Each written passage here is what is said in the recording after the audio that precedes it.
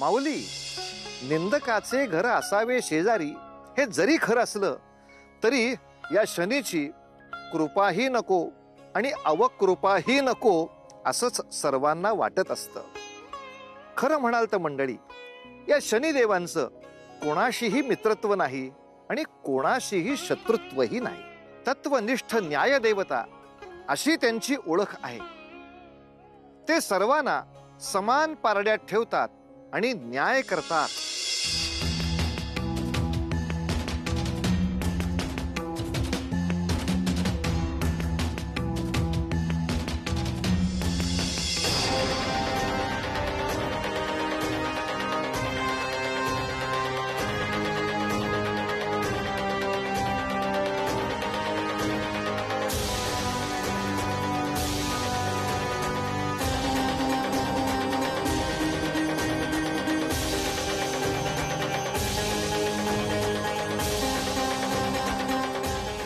देवा, आमचे हृदय आपल्या स्वाधीन करतोय, सांभाळ करा.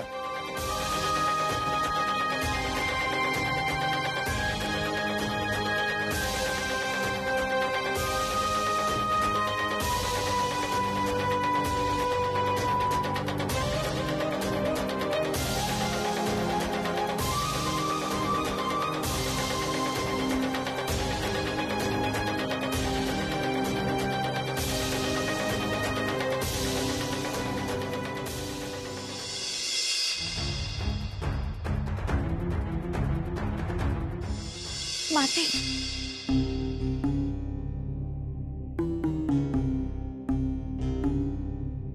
माते, मला माझ्या मुलांना एकदा भेटायचं आहे. संध्या, आता ते कसे शक्य आहे? आता तर त्यांच्या प्रस्थानाची वेळ. माते, मला नाही माहित मी त्यांना किती अंतराने बघू शकेन. त्यांना एकदा भेटव. धीर धर. हा, यमी बाळांनो, यांच्या आवडीचे काही गोडधोड पदार्थ बनवले आहेत, तर यांना देते आणि पाठवते. तुम्ही व्हा पुढे. चला. माते, तू इथे कशी काय? तू तर तिथे होतीस ना?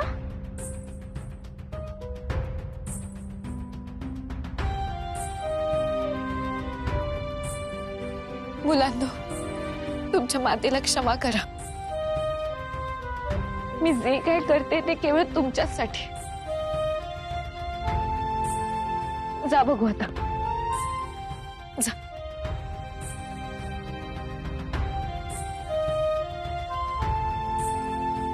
माते, मला आशीर्वाद दे. तू कुठे निघालीस? तपश्चर्येला. जितक्या शीघ्र प्रारंभ करेन तितक्या जलद फळप्राप्ती होईल.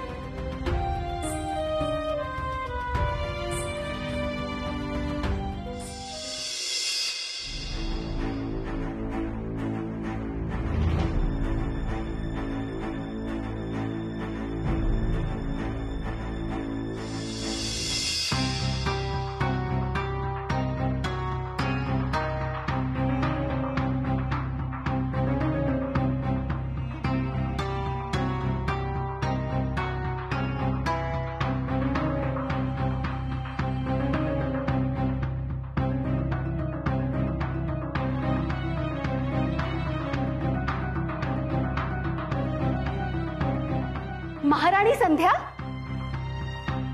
काय न्याहाळत आहात आपण? काही नाही. छान वाटते आहे इथे पुन्हा येऊन. होय ना? मग एकदा आपल्या दालनात प्रवेश करून तर पहा, किती प्रसन्न वाटते ते.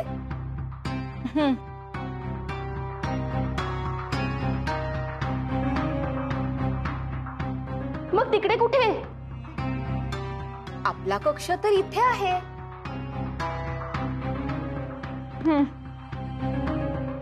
महाराणी संध्या, आपल्या ध्यानात नाही का? हो, ठाऊक आहे मला. पहिल्यांदा आले आहे का मी इथे? मी येते महाराणी संध्या. काही हवे असल्यास मला नक्की कळवा.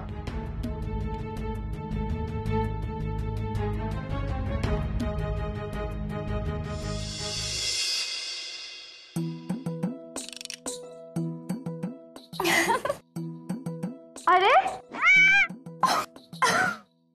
थांब.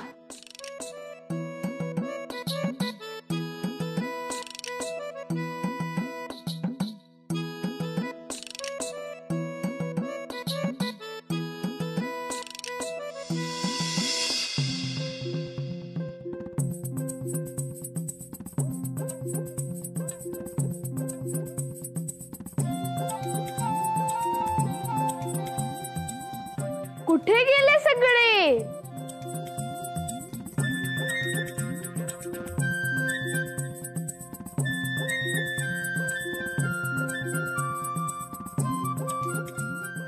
पकडलं. पण तुला कसे समजले मी इथे आहे? कारण मला तुझी सावली दिसली, परंतु माता कुठे दिसत नाही. हा, माते कुठे दिसत नाही.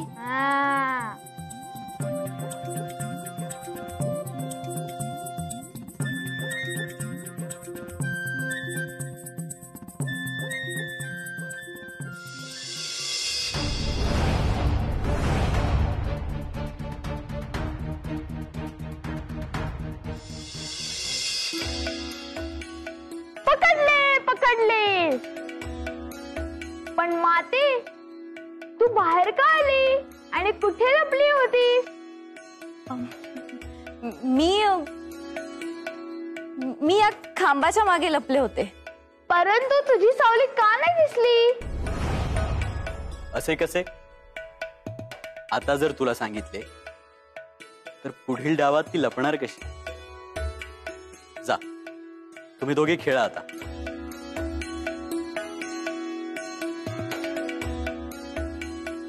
मुलांना मुद्दामहून दूर सारले.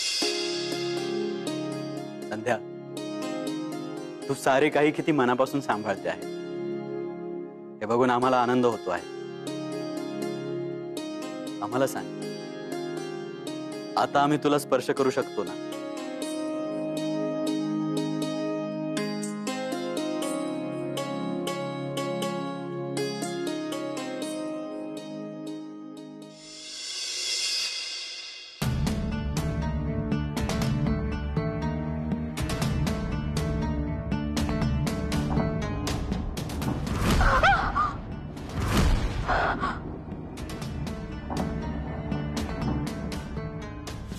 जोपर्यंत तुमची तपश्चर्या पूर्ण होत नाही तोपर्यंत मी संध्या बनून तुमच्या मुलांचा सांभाळ करेन. ध्यानात ठेव, तू हिची सावली असलीस तरी तू संध्या नाही होऊ शकत. मी काय केले? हे चूक तर घडली माझ्या हातून. आता मी सूर्यदेवांना काय सांगू?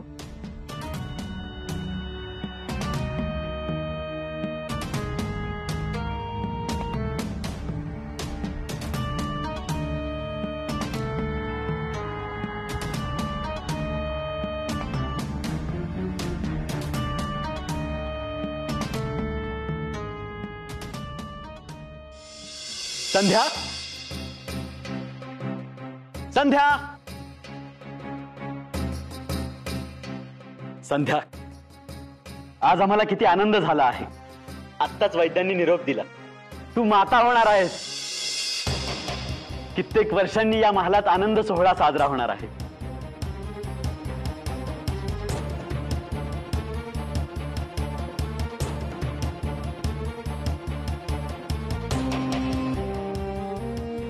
काय सांगू? जर याबद्दल संध्या देवी यांच्या मातेला समजले तर त्या जीव घेतील माझा. मला इथून निघण्यासाठी काहीतरी मार्ग काढावाच लागेल, पण कसे? संध्या, कुठे हरवली आहेस? तुझा चेहरा असे सांगतो आहे की तुला मला काहीतरी सांगायचे आहे, हो ना? तुला हवे ते माग, केवळ एकच. बाळंतपणात माहेरी जायचे नाव काढू नकोस.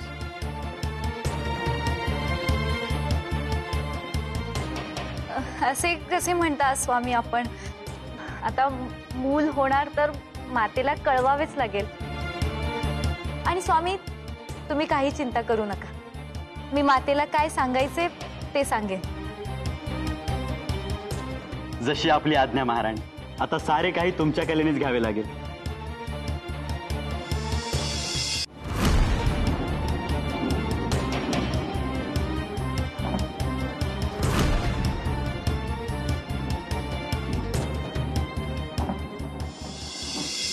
आज हे वातावरण असे का झाले आहे? खूपच अशुभ संकेत भासत आहेत.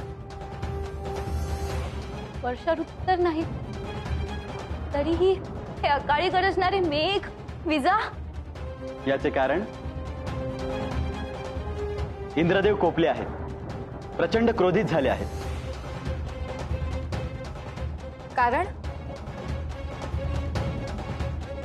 कारण देव व दानव यांच्यातील संघर्ष विकोपाला गेले आहे. त्यांच्यातील युद्धाचा निवाडा करण्याकरिता साक्षात महादेवांना पाचारण केले गेले. त्यावर दानवांनी आक्षेप घेतला. तो म्हणाले, महादेव हे देवांच्याच बाजूने निवाडा करतील, मग आमच्यावर अन्याय होईल. म्हणून महादेवांनी सांगितले की न्याय करण्याकरिता असा दंडाधिकारी असेल जो न्याय केवळ आणि केवळ कर्मानुसार करेल. देव, दानव, मनुष्य असा भेद करणार नाही.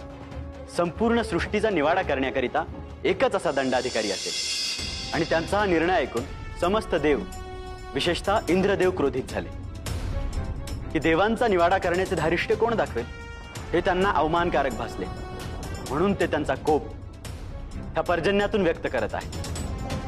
परंतु स्वामी, तो दंडाधिकारी आहे तरी कोण? महादेवांनी असे सूचित केले आहे की तो येत्या काही काळातच जन्मास येणार आहे.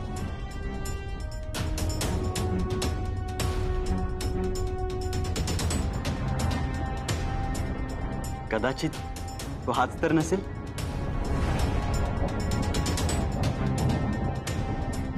काय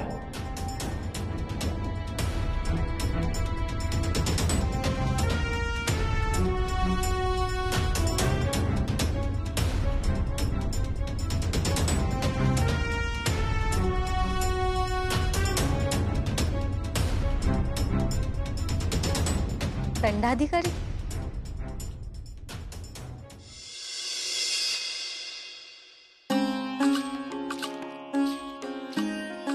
सूर्यलोकाचे अधिपती सूर्यदेव व महाराणी संध्यादेवी यांना पुत्ररत्न प्राप्त झाले आहे. हो,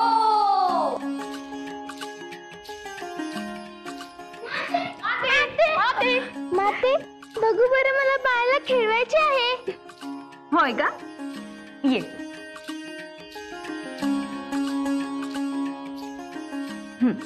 धर.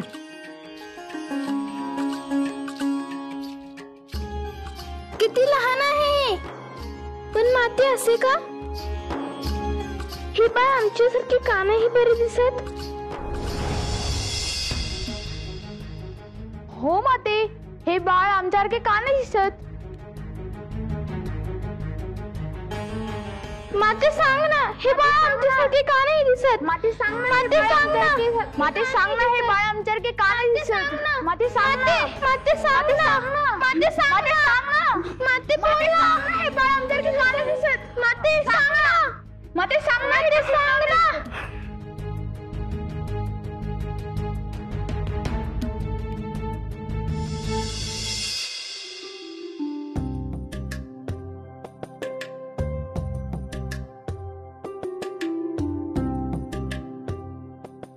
सूर्यदेव, आपल्या ह्या पुत्राची जन्मकुंडलीचा सखोल अभ्यास केला आहे. सांगण्यास आनंद होतो. ती अत्यंत प्रभावी अशी कुंडली आहे. केवळ पृथ्वीलोकी नव्हे तर संपूर्ण अवकाशात देखील त्याचे नाव आदराने घेतले जाईल महाराज.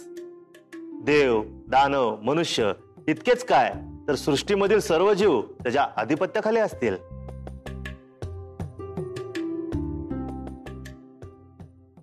परंतु महाराज, परंतु काय राजगुरु? इतके सारे क्षेम असताना आपण शांत का झालात? महाराज, महाराणी नवजात बालकास घेऊन येथे येत आहेत.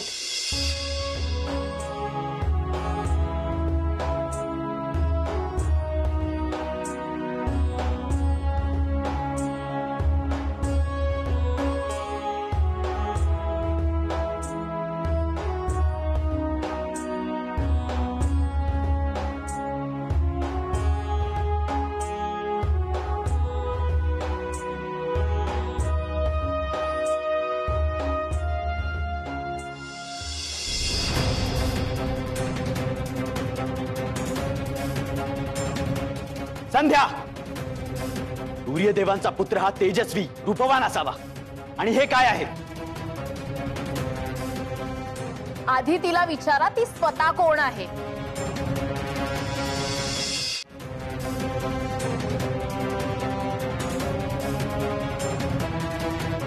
ही माझी पुत्री नाही, ही तिची प्रतिमा आहे, छाया. माझ्या पुत्रीचा विश्वासघात केलाय हिने. हे काय बोलत आहात आपण? कोण छाया? आणि मला ह्याबद्दल काहीच कल्पना का नाही? कारण तुमच्या व माझ्या पुत्रीचा संसार सुखाचा व्हावा म्हणून संध्याने ही योजना आखली होती. हे सारे अनाकलनीय आहे. हे आम्हाला मान्य नाही. तू आमची पत्नी नाहीस म्हणून हा आमचा पुत्र आम्हाला मान्य नाही. तू महाराणी संध्या नाहीस. तुला इथे थांबण्याचा काही एक अधिकार नाही. चालती हो.